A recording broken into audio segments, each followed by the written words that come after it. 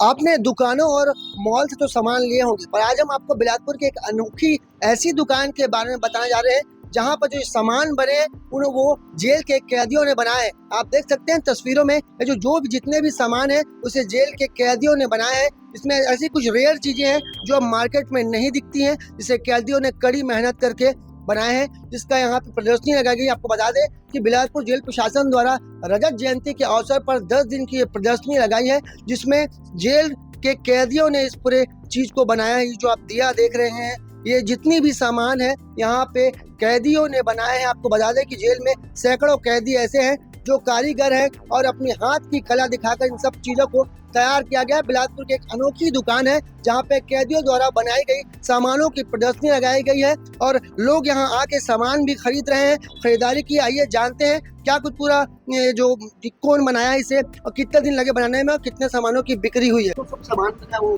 किसने बनाया? ये कैदियों के द्वारा बनाया गया सामान है ये जी। किस अवसर पर प्रदर्शनी लगाई? ये रजत जयंती के उपलक्ष्य में 10 दिवसीय ने लगाया गया है ये स्टॉल।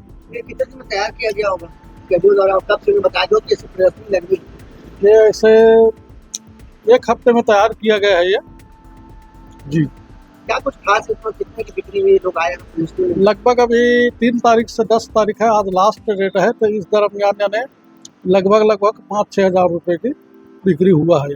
ये अक्सर लगाई जाती है प्रदर्शनी? नहीं, अक्सर नहीं लगाई जाती।